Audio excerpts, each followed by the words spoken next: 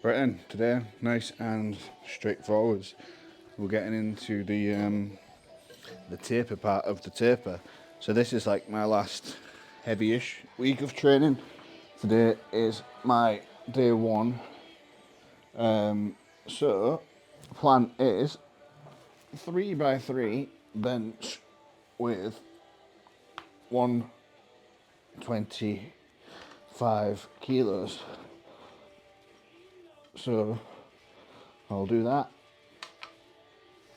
and then after that I'll head over to the bodybuilding gym for some dumbbell press, rows, front raises. I think I'm doing landmine press. I think that's what the other movement is. And then some curls. And then next week is actual taper. And then compete. So that should be good. Now, in terms of training, so not yesterday, whenever the last video was, 2 days ago, Sunday, I had a massive training session. Squatted 270, which is 2.5 under my PB. The speed it moved, the velocity actually says my max is 295, which is redonkulous. I don't think I can squat that though. Because I don't think I could unrack it, to be honest. The actual unracking the squat feels harder than the squat itself. And then I benched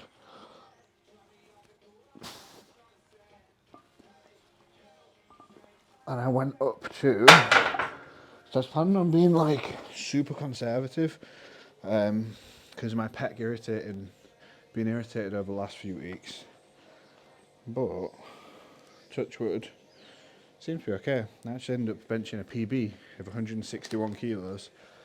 The velocity didn't track on it because I had it too far off the platform, and based on the speed of it,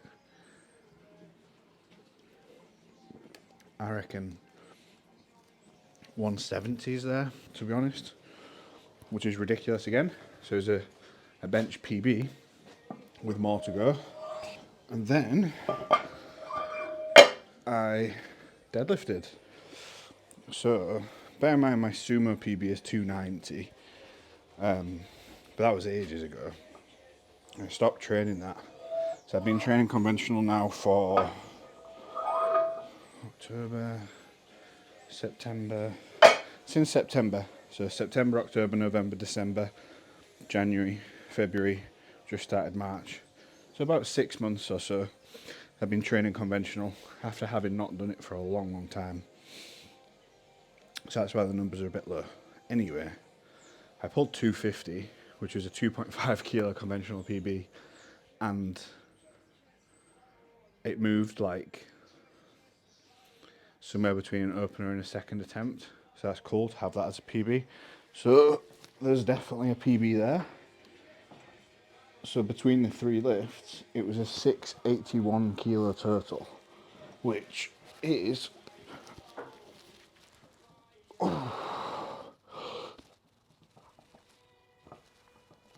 1 kilo more than what I actually did in the last competition, despite it being 2 weeks out.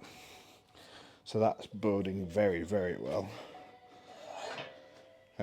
Comparatively, so that same session yesterday, I keep saying yesterday, Sunday, 2 days ago, that same session, last peak, I squatted 255, so that's up 15 kilos. I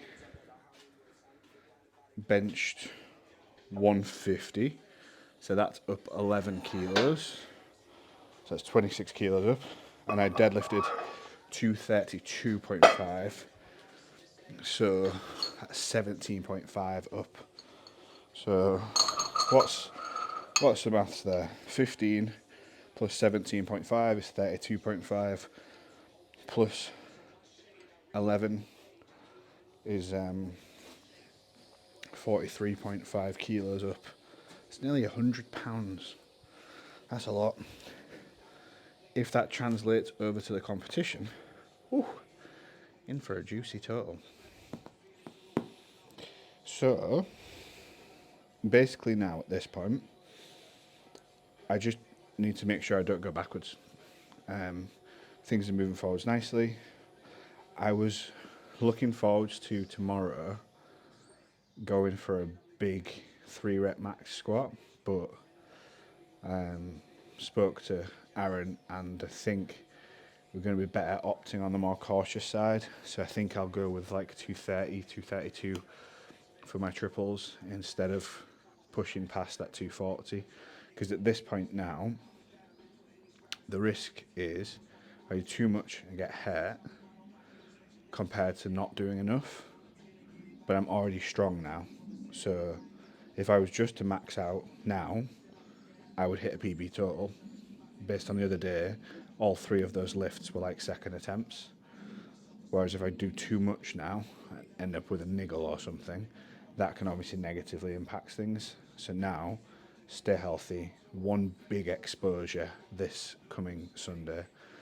That'll give me an indication somewhere between second and third attempts. And finally, taking ages, finally in a good place with nutrition. So I'm getting like 200 to 250 protein, about 700-ish grams of carbs, and about 90 to 100 grams of fat. I found what seems to be working. One of the things is I've been getting through like 2 of these in a training session. And one of these is 30 grams of carbs, so 2 of these is like 60 something grams of carbs, which is actually a really easy way to get more carbs in. That doesn't irritate my stomach in the slightest. Right, let me just do this first so.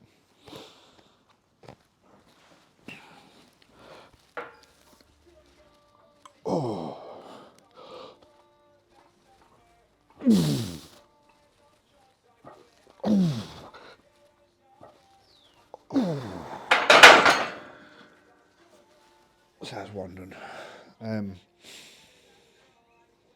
Nutrition, yes. So these being great. I've been having a lot more rice, so that seems to be good. What I've been finding is have rice with whatever the food is, and then having some kind of like soup type thing with it, just to help it go down. It's just more carbs. Protein sources. I've more or less stopped having chicken. Nothing against it, but whenever I've had a dodgy stomach, it's been in relation. I got real bad hiccups. It's been in relation to chicken. So I was just stop having chicken for the next couple of weeks, and then reassess things. I also have stopped getting the cheap fish. So I do really like fish, but I've been buying like the value stuff, and just because something's cheaper doesn't mean it's worse, but I seem to be getting unlucky with the meats and stuff that I'm getting with the cheaper ones. So I stopped doing that. So I'm either having foods that I know are fine, or just getting the slightly more expensive versions. So actually, I don't know if you'll be able to see through there, I went to, and basically I bought like 2 kilo cans of tuna, so I can get through them. Like 1 can of that is like 300 grams of protein. So just use a can of that and make a couple of days of food. And then a huge thing is like ridiculous, the difference that this has made, right? So, if you don't know, I have sleep apnea. Now, it's because I've broken my nose in the dozens of times over the years. Now, my septum was fully deviated to where I only had 1 nostril. I had a internal reconstruction, clearly not external, I mean look at my face, an internal reconstruction maybe like 3-4 years ago, something like that. The good thing about that was afterwards I could smell again. It sounds ridiculous because I could smell, but I couldn't smell properly. It's like this amazing world of smells and tastes and everything, which is cool. But anyway, despite that, my breathing didn't get any better, so I was still struggling on a night. I went through the NHS route. The waiting list is like 36 months, so 3 years, and then one of my athletes, he mentioned about a private service that he come across. Ah, cool. Get in touch with them. Got in touch. Sleep study done. So you get a score called AHI, which it basically is how bad your sleep is, essentially. And it's to do with how often you wake up on a night, how often you stop breathing on a night, and stuff like that. There's other metrics and stuff that go into it. Anyway, less than 5 on the score is considered acceptable. Over 30 is considered severe. My score was like 62. Really, really bad. I was spending more than 20% of the night not breathing. My average oxygen sats over the course of the night were like 80%. So I basically wasn't getting any rest at all. Long story short, got the test done a couple of nights, got a machine. It's an APAP machine, which is automatic rather than continuous. First night I used it, I woke up the next day and it was like the world was in HD. Best thing ever. Anyway, so I've used that now for the last long time, couple of years, something like that, 18 months, 12 months, a long time anyway. Gotten used to it, and I made the best gains I've ever made in the 2-3 months after getting that. Like, I literally gained like 6 kilos of weight and stayed the same level of leanness. And if I was going to look and be like, that's when you took drugs, I would pick that point from the outside looking in, but it was legitimately the difference of going from not sleeping to sleeping. And so consistently now, my average sleep, 8 hours, 48 minutes. Every week, it falls exactly on that. It's like perfect. I've got all the data and everything to show it. Anyway, I am getting to the point. Last week, I started to feel knackered, really tired. And I was like, it's fine, it's just part of training. Like, it's just the point in the training block that I'm at of like, fatigue's high, got a lot of other stuff going on, whatever. And then I was like, I'm not just tired, I'm like, there was one day in particular where I woke up. So I normally get up between 6:30 and 7. I woke up at 7 and I just felt like I was glued to the bed. I said to Rach, I was like, I don't think I've ever been depressed, but if this is what depressed people feel like, where they just can't get out of bed, that's what it felt like. I mean, obviously I did get out of bed, but it felt like I was glued to the ground. So tired, but I couldn't sleep. Really strange. Anyway, that day, I took some modafinil. Which is naughty. Shouldn't do that. It's WADA banned. Why don't compete drug tested as well. To get through the day, basically. Exhausted all day. Next night, same thing happened again.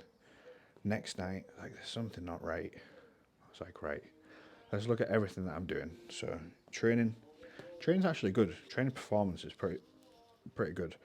I'm not doing anything unrealistic. This is all to be expected. I'm not going massively off program.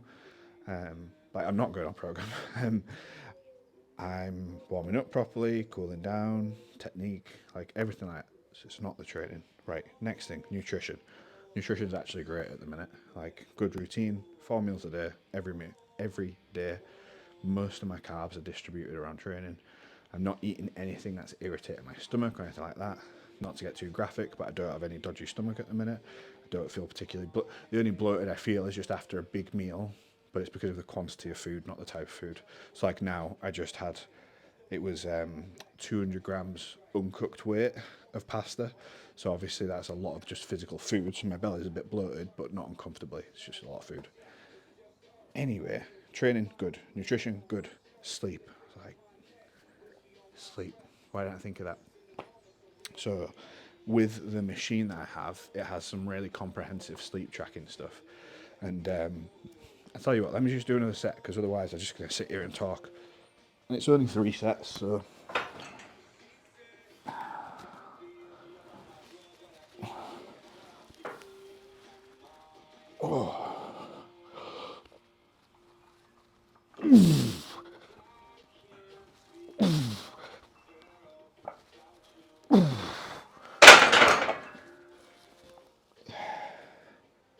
Where was I?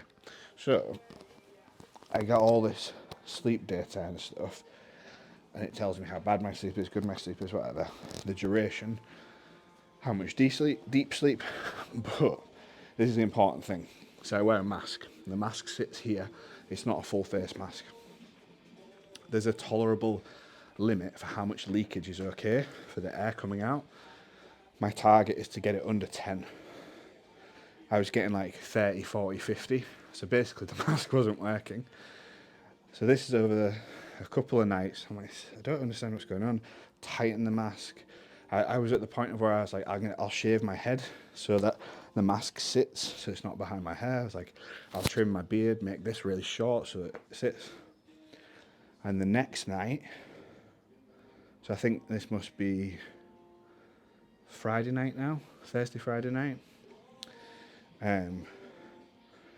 I was exhausted at this point, like just trying to stay awake to get through the day. Fortunately, I had loads of meetings that day, so it's easier to stay awake through the meetings than if I was doing like deep work or something like that. So that night, go to bed, and the way the machine works is it's set to be a gradual ramp up. So it starts at a real low pressure, so you can barely feel it, and over the course of 15 minutes, the pressure gets higher and higher and higher. That's the minimum time you can set it for, because I just fall asleep like that, so I don't need it any longer to ramp up. But what happened was, every time it got to about 10, 11 minutes in, I'd wake up, like, just get sleep, wake up, just get sleep, wake up. And it dawned on me, it's because on the mask, so there's a piece of plastic and then there's a silicone bit that essentially is what has contact with your skin. The seal between it had broken, and it wasn't getting pushed through until the pressure was high. So then basically air was just blowing straight out of that, straight onto my face, waking me up. But I'm knackered, disoriented in the night. It's like, what's going on? Right, put the machine back and go back to sleep. Anyway, so that happened then. It's like, right, fine, need to fix that. So what I did was, I used duct tape to tape over it, but because it's silicone, it wasn't sticking onto it. So I ended up with some different makeshift solutions. So this is, now we're on to Saturday of this happening, and nowhere is open over the weekend. So I basically had Saturday, Sunday, Monday of not having sufficient sleep. I on that particular night with the short little bursts, I ended up just taking the mask off and just sleeping without it. But of course, then I just go back to how I used to sleep before, which is basically not breathing. So I woke up feeling worse than had I just not slept, which is insane to think about. But yeah. Anyway, last night tried a different approach with some different tape, and the mask actually stayed on all night. So I got 10 and a half hours of sleep with 4 hours of deep sleep. So today I'm like, life is worth living again. Yesterday I called 12 different companies that sell the mask. So there's a full mask, but it's just this one piece of it that I need. Full mask's like 150 quid. It's like, I don't really want to buy a full mask when it's one piece that's broken, but if I have to, like, I need this for sleep. I can't function without it. I called 12 different companies before one of them finally had the part. Like, fantastic. When can I get it? Next week. Can't survive that long without it. Well, I can, but I just can't do what I need to do. Anyway, it's like, what if I pay more to have someone like physically bring me it? So I've ended up spending a lot more than the actual part is just to get the replacement masks, and they arrived earlier on this morning. So tonight I'm looking forward to sleeping because I'll have the mask, I'll be able to sleep properly. So assuming that's all fine, recovery will be back to normal. So all is good on that front. Now with that said, I got one more set of this to do, then we shall crack on. Ooh. It's just crazy the difference. Like, if you are someone who snores or wakes up in the night short of breath or just feels terrible when you wake up, get a sleep test done. I think it was like 100 quid. It's some of the best money I've ever spent. The machine and everything, to be fair, in total was about £1,000, which if you don't have that lying around, obviously that's a lot of money. But honestly, I would spend that again in a heartbeat. Like, I don't understand how I used to be able to do what I used to be able to do while sleeping like that. So the difference now is monumental. So that's something that's seriously worth taking a look at. Anyway, I'm going to do my last set. You watch. I've been talking this whole time and it won't have recorded any of it.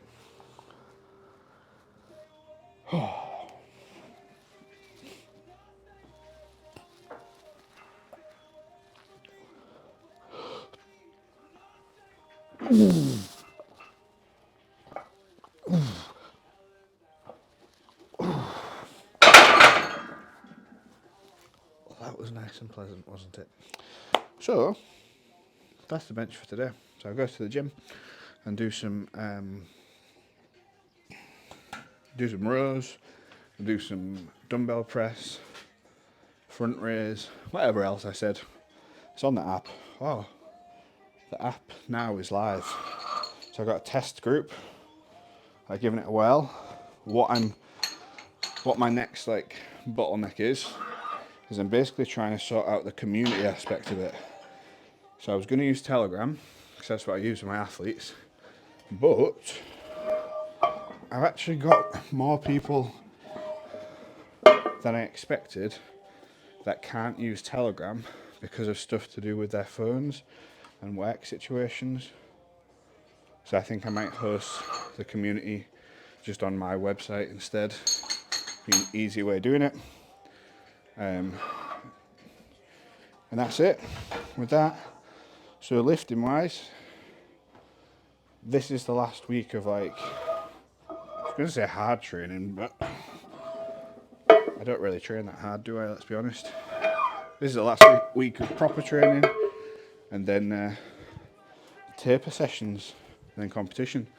So what I might do is just total 697.5 so I can extend this video series. Nah, not really. So next week I would like to go heavier than I did this week. So if we go squat, I don't know, to be honest, because so the speed of that 270 says my max is 295, but now that I'm starting to taper, there's less fatigue. So I might even say my max is close to 300, which I still don't believe, but I mean, it's just data, isn't it? So next week I might hit like 275 would be a PB, 280 would be ridiculous, but I need to hit something heavy enough to give me the confidence to go heavier on the competition day, basically. Bench, probably just chip it for another PB, 162 this week, and then deadlift. Might just be a fluke, having a good day or whatever. Maybe 255 or something like that. And then for competition, it'll depend on next week, but I'm kind of thinking squat opener 265, and then I would maybe go 280, and then 287, 290, I don't know. Bench 155, 165, 170 maybe. These are ridiculous, by the way. I'm not saying these are practical. And then deadlift, whatever I need to get to 700 will probably be my second attempt, maybe my first attempt. So I'll adjust my first attempt accordingly. So say, for example, I need 230 to get a 700 total, I'd probably just open on it. But say I needed like 245, then I'd probably have that as my second attempt so that I could go like, I don't know, 200, 245, 270 or something. I don't know. I'm thinking like bottom end 690, top end 720. Obviously it's a big range. 700, all I talk about is the goal. I want to get to competition healthy, hit some PBs. And then after that, I basically will get really lean. Well, not really lean, like lean for me, over the following like month or two. Get lean, then need to start doing some running and do a bit more of like the odd lift stuff, just like general base strength, and then more bodybuilding-esque training. And basically, the combo for me that seems to work best is get lean, get muscular, get strong. Like that's it. And when getting strong, let my weight come back up again, instead of the normal approach that people go with of like maintaining or losing weight into a competition, which just seems stupid to me, to be honest. But people can do their own things, can't they? So with that said, I'm gonna go to the gym now. You have yourself a wonderful day, and I will see you tomorrow.